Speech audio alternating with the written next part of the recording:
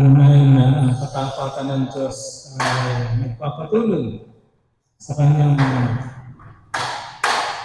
ang tanong, ang katapatan ba natin ay nagpapatuloy sa ating Diyos? Yan ang sasagutin natin ngayon. Pagkat ngayong first Sabbath ng trimestre, fasting, yan, pinaalala sa atin, fasting nga pala, pagka first Sabbath trimestre. Marami na ang nakakalimot sa ganitong tipanan ng iglesia sa buong sanlibutan. Sabihin natin buong sanlibutan kasi lahat ay kabahagi, lahat ng anak ng Diyos, lahat ng mga Seventh-day Adventists ay kasali sa fasting and prayer. Kaya marami ang panalangin kaysa kain. Tanggihan muna natin ang ating kain. Pero hindi lamang sa pagkain. Sabi ko fasting sa lahat ng bagay. Fasting muna sa cellphone. Bitawan muna ang cellphone pagka nasa loob ng church. Kasi sa mga fasting natin, mga kapatid, na kung sa buong isang linggo ay hindi natin binibitawan ang ating cellphone. Kung natatandaan nyo yung lecture ni Ma'am, sana ay ulit-ulitin natin yung lecture ni Ma'am. Yung digital cleansing. Hygiene. Cleansing na. Pwede na cleansing. Hygiene. Digital hygiene. Kahit nga sa pagkain, sabi nga naman may isang subo, isang tingin. Isang subo, isang tukbo. Baka makalampas So, yan po ang ating mga na dapat ay binibigyan natin ng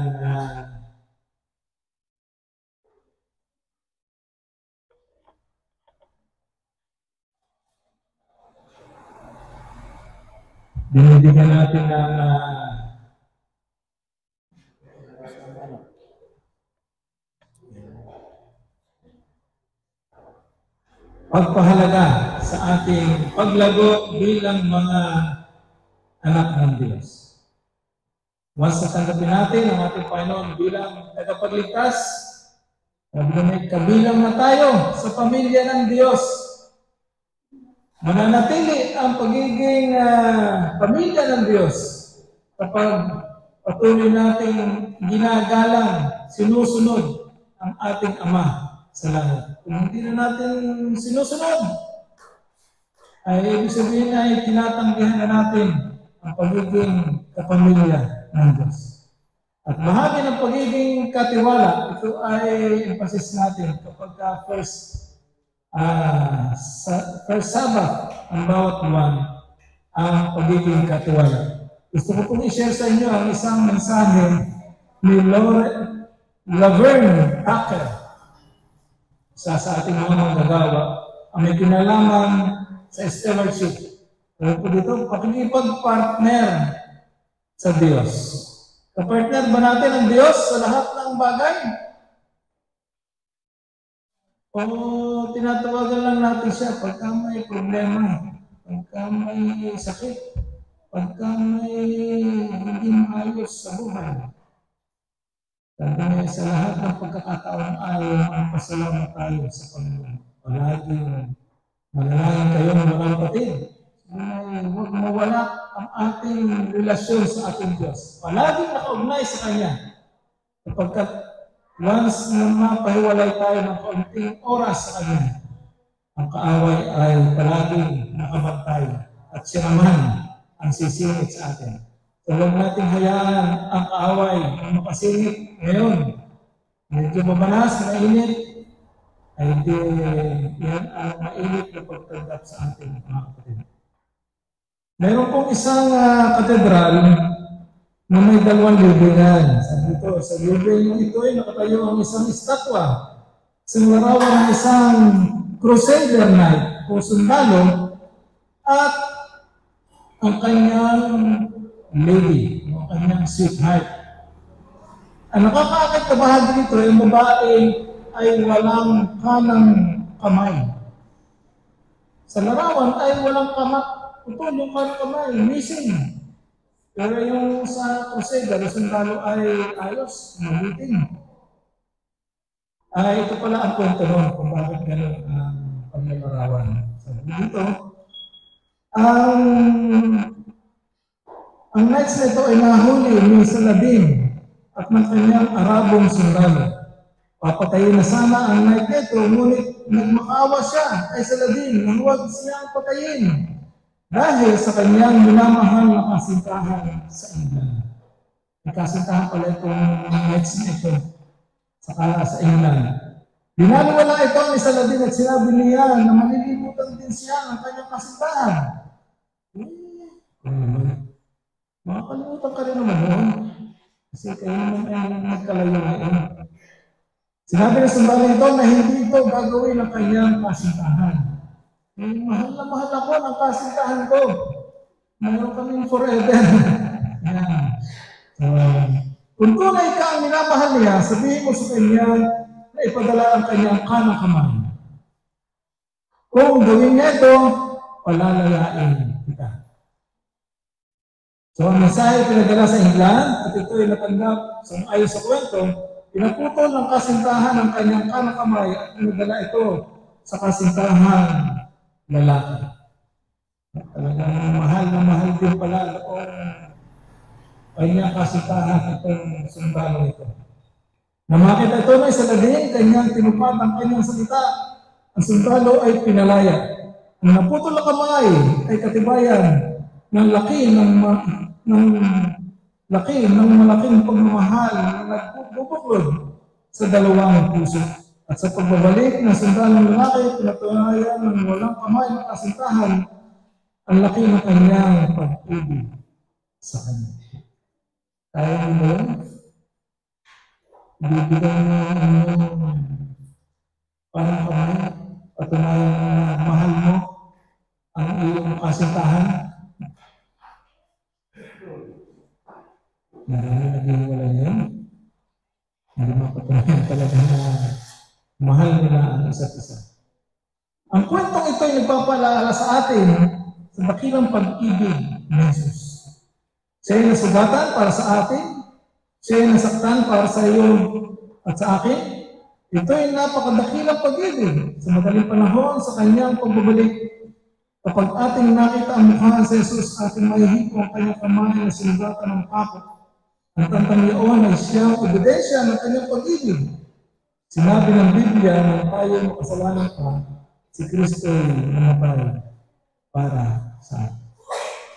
Yun ang pinakadakilang love story.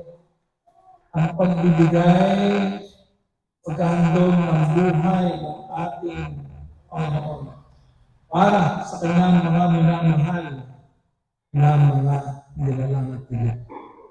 Binigay niya ako ng buhay para sa atin, para hindi tayo mamatay dahilan sa kasalanan. Ano ang dahilan ng kanyang kamatayan? Bakit siya namatay? Bakit kailangan mamatay siya sa Kalbaryo para sa atin? Ang sabi ay, sapagkat ang anak ng tao ay pumarito upang hanapin at iligtas ang mga wagli. Iyon ang dahilan ng kanyang pagmamahal sa atin, upang tayo iligtas tayong mga nawagli. Ngayon, ang sekreto ng pagpagpartner sa Diyos ay nang masusukuhan kay Jesus. Kapag sa magitan ni Jesus ay naging bahagi ng pamilya ng Diyos. Sabi sa Tito 2:11-14, pansinin ang mga salita ng Apostol Pablo sapagkat napakita ang biyaya ng Diyos na may dalang kaligtasan sa lahat ng mga tao, na siyang nagbigay ng kanyang sarili dahil sa atin upang tayo ay matubos niya sa lahat ng mga kasalanan o kasalanan. Yun ang kapahayagan ng pag-ibig ng Diyos. Ibinigay niya ang kanyang sarili. Ibinigay ni Kristo ang kanyang sarili bilang voluntaryong sakripisyo para sa kanyang nawaglit na nilalang. Sabi sa 1 Juan 3:1-2, gusto ninyo kung anong pag-ibig ang pinagkaloob sa atin ng Ama upang tayo ay mga tawag ng mga anak ng Diyos. Pag-isipan ng malaking pribilehiyo, tinawag na anak ng Diyos. Kailan natin ito matatamo? Ngayon din, kailangan kahangahangang na maging bahagi ng pamilya ng Diyos. Sa pananampalataya at pagtanggap sa Kanya bilang ating tagapagligtas, ay mabibilang tayo sa pamilya ng Diyos. Kung nakaraang Sabado, maraming mga kaluluwa ang napabilang sa pamilya ng Diyos. Tinanggap nila ang ating Panginoon bilang sariling tagapagligtas. Ito ang partnership na ating sinasabi. Ang pribilehiyo at responsibilidad na maging anak na babae at lalaki ng Diyos. Pagkakasama tayo sa pamilyang Diyos, tayo ay kasama sa lahat ng pagpapala, lahat ng mga pribilehiyo bilang isang anak ng Diyos. Sabi sa Roma 8:14, sapagkat ang lahat ang pinapatubayan ng Espiritu ng Diyos ay sila ang mga anak ng Diyos. Gabi, pinag-aaralan natin sa ating mga mensahe para sa mga kabataan. Pero natatanda naman ang ito. Na ang Banal na Espiritu ay patuloy na gagawa sa ating mga buhay. Babaguhin tayo, aakayin tayo, na kung yung tayo ay yung gagalitin, liyamutin, palaging nagtatampo, may pagkaingitin, ay babaguhin ng Banal na Espiritu kung ating ipagkakaloob sa Kanya ang ating mga sarili. Pinatutunayan mo ba pinahintulutan mo ba ang Banal na Espiritu na gumawa sa iyo at akayin ka sa lahat ng katotohanan? Hindi po namimilit ang Banal na Espiritu. Nais niya na tayo mismo ang pumiling at tanggapin siya sa ating buhay para tayo ay magabayan. Oo, tinatanggihan ang katotohanan habang dinadala ito sa iyong isipan ng Banal na Espiritu, sapagkat hindi ninyo muling tinanggap ang Espiritu ng pag-alipin sa ikatatakot. Dapat tinanggap ninyo ang Espiritu ng pagkukukot ng dahil dito ay sumisigaw tayo, Aba, Ama. Mayroong isang batang babae na pula ang buhok na sumusunod sa mag-asawa na magpunta sa ampunan upang humanap ng isang bata. Mayroong mag-asawa na gusto nilang magkaanak, pero wala silang anak, so magpunta sila sa isang ampunan at maghahanap sila ng kanilang makukuhang anak. Ay nakita ito ng isang batang babae, ang doon ay mapula ang buhok. Nais ng lalaki ang isang batang lalaki. Magkaibang gusto ng mag-asawa. Sabi ng lalaki, gusto ng lalaki, sabi ng para makatulong sa tindahan at sa bukid. Ayun naman, nais naman ang asawang babae, ang isang batang babae, makatulong sa gawain sa bahay. So magkaiba sila ng gusto. Isa gusto yung lalaki, ang lalaki gusto yung lalaki, ang babae gusto yung babae. Naglakas loob ang batang babaeng ito, pula ang buhok, na lumapit at nagsabi, lang siguro ang buhok ng bata. Nais kung ako'y inyong ampunin. Nagpresenta na yung bata. Ampunin niyo na ako. Yan. Nag-aalam ka sa'yo na ampunin niyo ako. Kahit hindi ko na ang buhok. Habang sabay nagtanong ang mag-asawa, ano ang kaya mong gawin? Sumagot ang bata, marunong akong magmahal. Mag-asawa ay sumang-ayon na kailangan nila ang pagmamahal sa kanilang tahanan. Kaya inampun nila ang batang babae bilang kanilang sariling anak.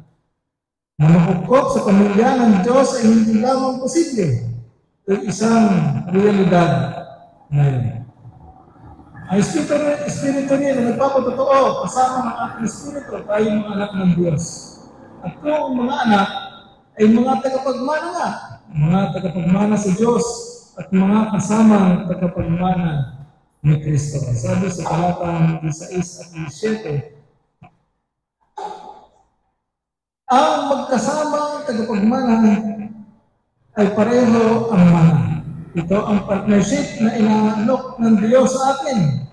Tayo magiging mga hari at mga saserdote na siya ang Pangulo. Sinabi ng Apokalipsis 19 na si Jesus ay siyang hari ng mga hari at Panginoon ng mga Panginoon. Ang kanyang iligtas at binalisay, yung mga kinukupot ay magiging mga hari na kung saan siya ang hari at Panginoon na si Kristo ang Panginoon. Marami ang responsibilidad na kasama ng pakikipag-partner sa Diyos. Si Reyna Elizabeth ay hindi gagawa ng mga bagay na gusto niya gawin. Ang kanyang pananamit ay dapat tama sapagkat siya ang Pangulo ng Royal Family.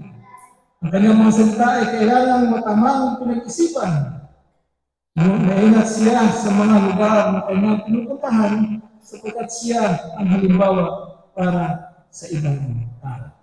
Kapag ikaw ay isang reyna, dapat ay maging maingat pagsasalita, sa pagdadamit, sa kilos, at pakikitungo sa mga tao.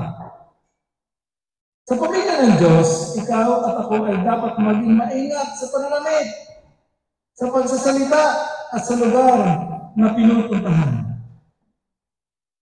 Yan pala. Pagka tayo pamilya ng Diyos, ay diingatan natin ang karangalan ng ating Diyos. Maingat tayo sa pananamit. Habang ibig sabihin maingat, huwag natin nahayaan na matukso ang mga nakakakita sa atin.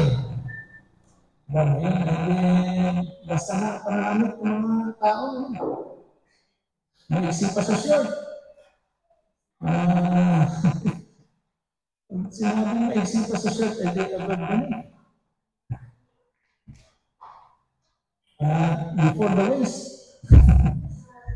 Malabas ang likod. So, kailangan maingat tayo. Sa pagsasalita, maging maingat din tayo. Kasi kaya minsan tayo pinagdadala rin ng trend. Pinagdadala rin tayo ng mga kaloy ng usapan. Na tayo ay nakikibagay na rin sa mga takbo ng usapan. Sabi nga ng mga teomi ay wala nang makitang liwanag sa inyo. Kung nandun sa Palawan ay kami ay napupulat sa pagbabaraha. Kasi si AJ ay inagabo. Kaya ako lang mag-isa, siyempre, ang isa siya tayo, maglaro tayo. Nakasama sa pagpupulat. Ay sabi ng ay, oy, tulog na kayo! Wala na makitang liwanag sa inyo eh. So, may nakikita pa ba ng liwanag sa atin? Nasisipa ako ng ating nakikita. Alam mo na pa, inom ng gamot, kaya ano pa sila kasama sa iyong pagpupulat. Sa bawat kilos, bawat galaw natin, bilang pamilya ng Diyos, dapat tayo ay maging maingat. Conscious tayo sa ating mga ginagawa, kinikilos, at ipinapakita sa mga tao. Ang lahat ay dapat kasang-ayon sa Ama ng pamilya. Ang Diyos na ating pinaglilingkuran. Ang dalawa ba ay maaaring lumakad ng magkasama maliban na nagkakasundo? Sabi sa Amos 3:3, maaari ba tayong ay bahagi ng pamilya ng Diyos at hindi kasundo ng Diyos? Okay, kung ano yung gusto ng Ama na dapat natin gawin, dapat yun ang ating ginagawa. Kailangan natin makipagkasundo sa Diyos.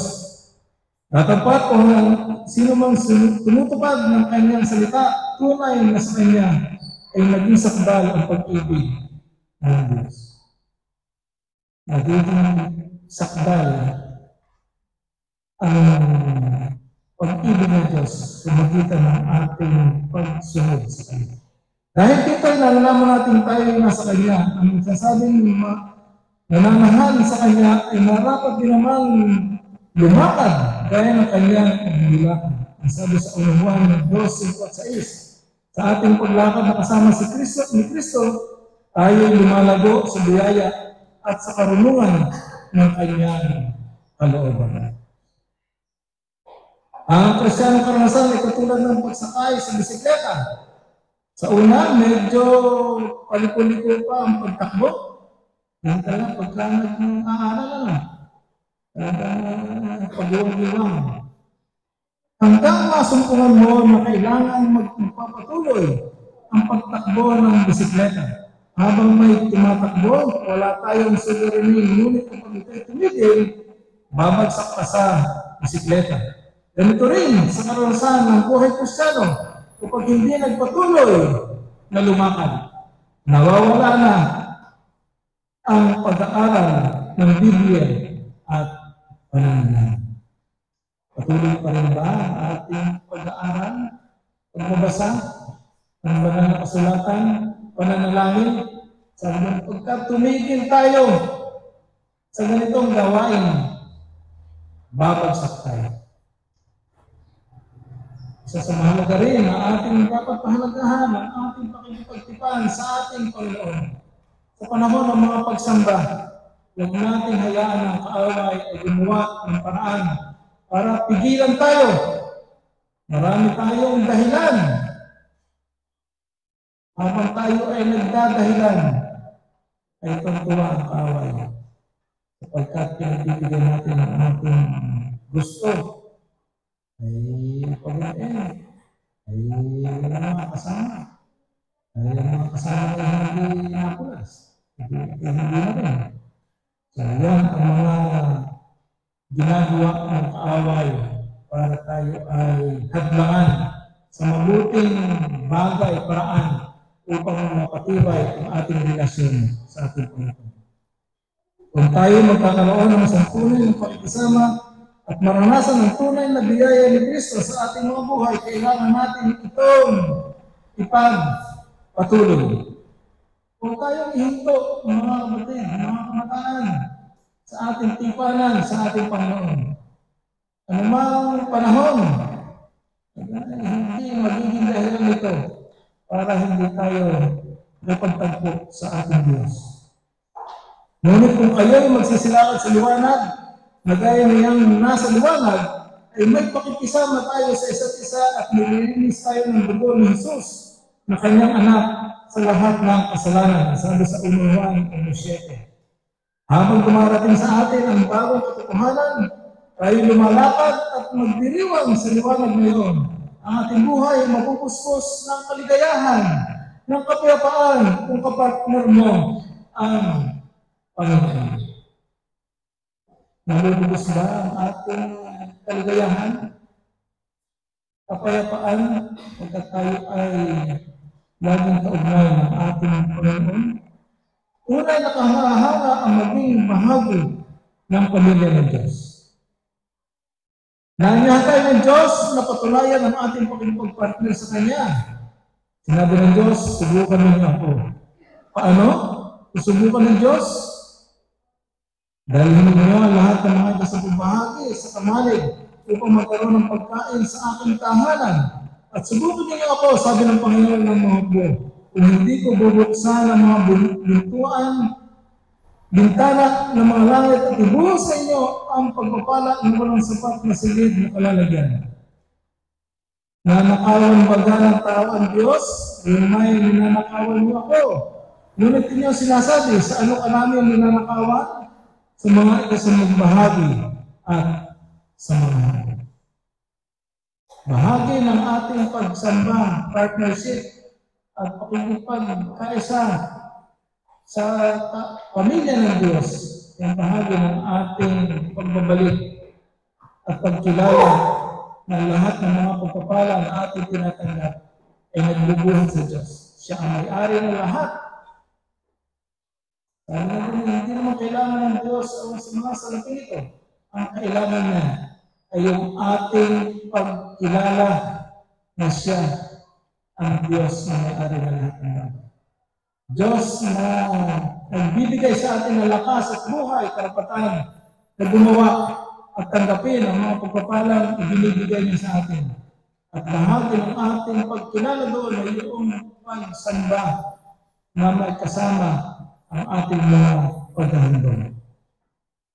Mayroon ka bang masusumpungang partner na 10% lamang ang kailangan?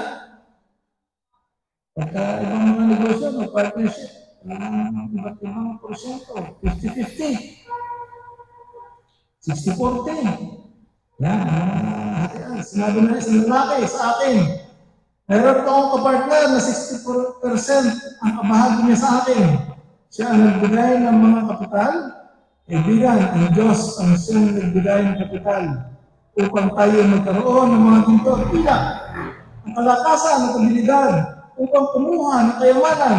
At ngayon ay sinasabi niya, nais kong ibalik mo sa akin ang kasampung bahagi habang sinusubok mo. At ako, sinusubok mo ako at tingnan mo kung hindi ko doblehin o triple ang mga pagpapala at hindi halos itanggap ang lahat ng mga ito. Ang Diyos ay siya nagbibigay ng lahat. Kaya naman sa Kanya rin natin ibibigay ang katapatan natin, ang ating mga bahagi bilang kapartner ay kasampung bahagi kasama ng ating mga hanggang. Sabi niya, bago ako matutong magkitapo, ang sabi ng isang bagong kaya na Kristiyano, gumagamit ako ng bagong pang-ahit sa bawat panahon na ako'y mag-aahit. Ngayon, nagagamit ko 15 hanggang 20 beses ang isang blade. Simula na ako ay magsauli na itapo. Ito'y maliit na bagay, ngunit ang Diyos ay interesado sa mga maliliit na bagay. malaki, maliit, na pagpapala, kilalanin natin na ito ay magbubuhat sa Diyos. Kung 100 piso lang ang ating blessing, o hindi kaparehas din yun ng 1,000. 10% din ang ibibigay sa Panginoon. Kasama na ang ating nangyay. Walang laman. Parang 10%. Plus, ibibigyan din natin ng porsyento ang ating paghahandog. 5% na offering ay mahalaga sa Panginoon ang ating pagtatalaga. Ang pagiging kapartner niya. Isipin mo ang mangyayari sa mga anak ng Israel sa loob ng 40 taon. Ang kanilang mga damit ay hindi nasira. Ayon sa pala. Hindi ko alam kung anong pagpapala ang makikita ng Diyos na kailangan natin ngayon. Physical, financial, spiritual. Maaaring mga pagsubok ang nakikita niya ang kailangan natin ngayon. Maaaring nakikita niya na ang kasaganaan ay magiging daan upang malimutan natin ang ating pakikipag-partner sa Kanya. Ating alalahanin, alam ng Diyos ang pinakamabuti. Hindi tayo pababayaan ng Diyos kung tayo tapat sa ating pakikipag-partner sa Kanya. So alam ng Diyos ang makabubuti para sa atin. Baka yung kasaganaan ay maging daan para makalimutan natin ang Diyos. At yan ang hindi gusto ng Diyos na maging karanasan natin. Saan ang bagay, panahon, kalagayan ay maging tapat tayo sa Kanya. Ang programa ng Diyos tungkol sa pagbabalik ng kapwa ay isang pangahangang panukala. Ngunit nais din niya na tayo maging tapat sa ating pusang loob ng handog. Tinuturing ni Jesus ang ating partnership sa Kanya na paglalagay ng kayamanan sa langit. Magkano na ang kayamanan ang nailagay mo na sa langit? Sabi natin ay kung kayo magpupo ng mga kayamanan dito sa lupa, sapagkat ito ay sisirain lamang ng tama, palawang. Pero pagka sa langit, ay ito ay pinapapala ng Diyos. Isang nakakariwasang babae, na palaging dumadalo sa iglesia, ay may katulong sa bahay na isang mahirap na babae, ngunit debotong Kristiyano. Ang mayamang babae ay nanaginip na si Jesus ay dumating na at dinala sila sa langit at sila ay sinumahan ng isang anghel sa kanilang mansyon. Ang mahirap na babae ay dinala sa isang malaki, magandang mansyon. Pagkatapos, dinala ng anghel ang masamang mayamang babae sa kanyang tirahan. Maganda, ngunit ito ay isang bahay na hindi mansyon. Kasi ang mansyon, talagang napakalaki yan. Sangayon sa kwento, nagtanong ang babae sa anghel, maaaring mayroon pagkakamali. Sigurado ako na hindi ito ang aking tahanan. Bakit? Sapagkat napakaganda at malaki ang aking bahay sa lupa. Sabi ng anghel, oo, walang pagkakamali ito ang iyong bahay. Ginawa namin ang pinakamubuti sa mga pinadala mo dito. Sabi na nagtipon kayo ng kayamanan sa langit, ay kapanti naman inipon ng mayamang babae. Ay yun naman patulong ay talagang tapat na sabi ng tapat na Kristiyano at kung kanyang pinag-iipunan ay sa mga nakalangit na bagay. Sinabi ni Jesus, huwag kayong magtipon ng mga kayamanan sa lupa at dito'y sumisira ang mga tanga at ang kalawang at dito'y naghuhukay at nagsipagnakaw ang mga magnanakaw. Hindi, magtipon kayo ng mga kayamanan sa langit at dito'y hindi naghuhukay at hindi nagsisipagnakaw ang mga magnanakaw. Walang korupsyon. Sapagkat kung saan naroon ang inyong kayamanan, doon naman doroon ang inyong puso. Sabi sa Mateo 6:19-21.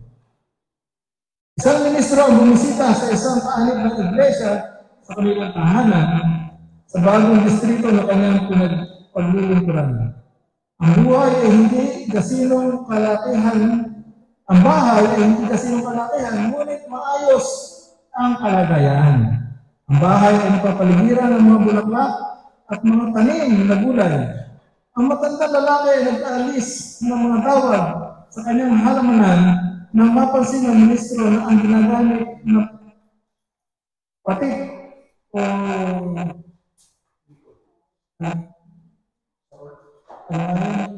kasada ay halos masisira na. Kaya sinabi ng ministro na sa lalaki, bakit hindi ka bumili ng bagong patik? Mas madali ang iyong pagtatrabaho.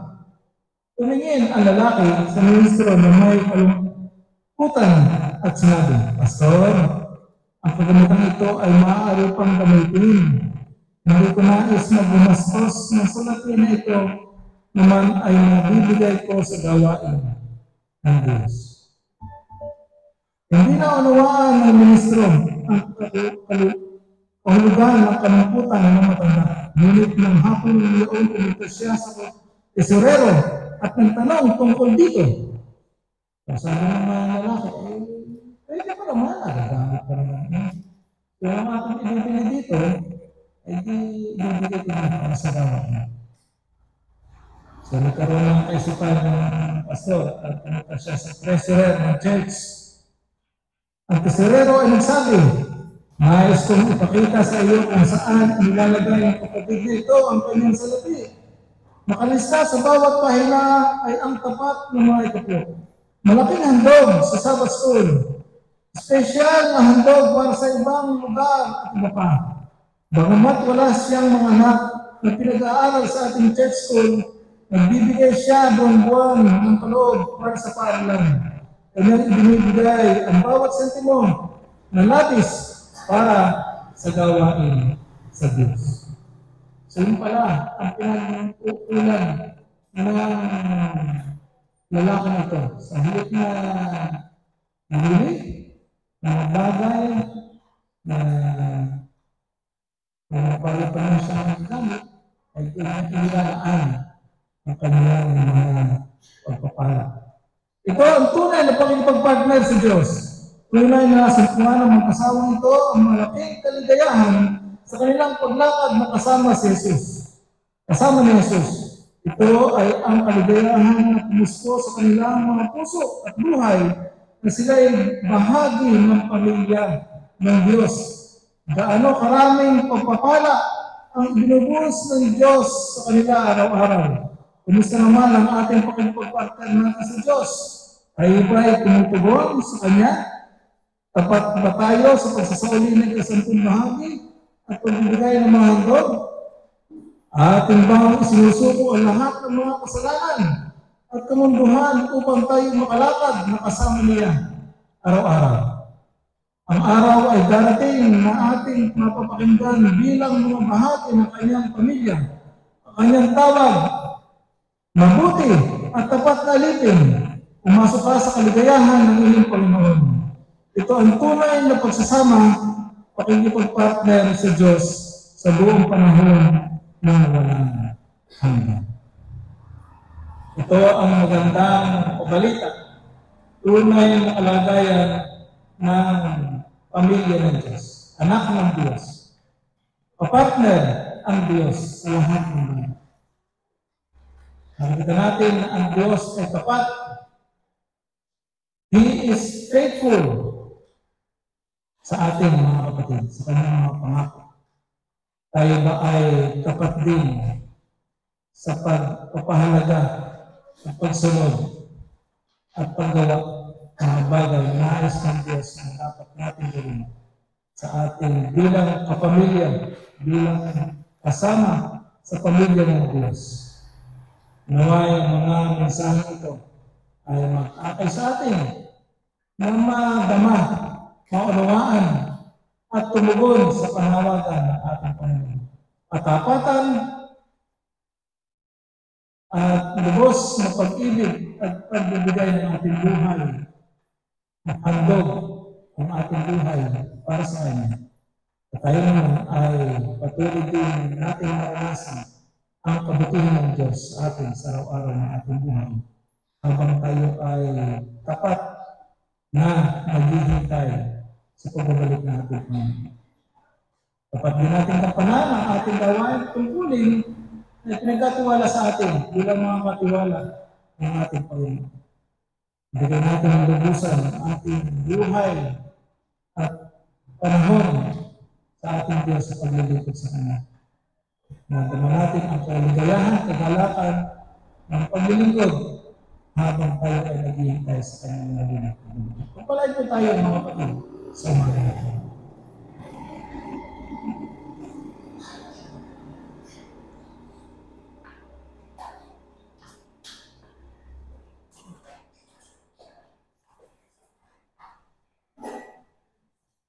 Para po sa ating pagkakos, ating po abutin na anong tamis ng Lord 352.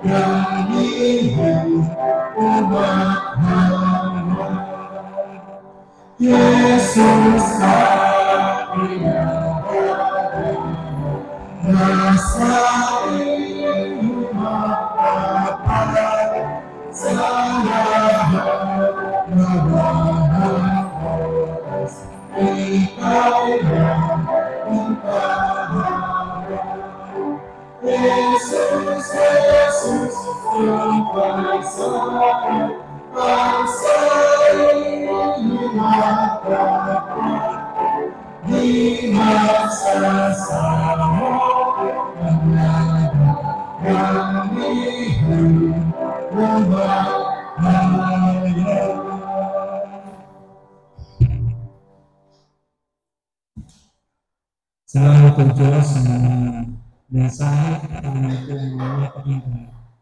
Salamat po sa karapatan na maging kapamilya at kapartner ng Panginoon. Sa mga oras na aming kapagawa at ulit kayong sasamahan, Pwede kami bibigyan ng kalakasan, kalusugan, pati ang kami po ang aming buhay.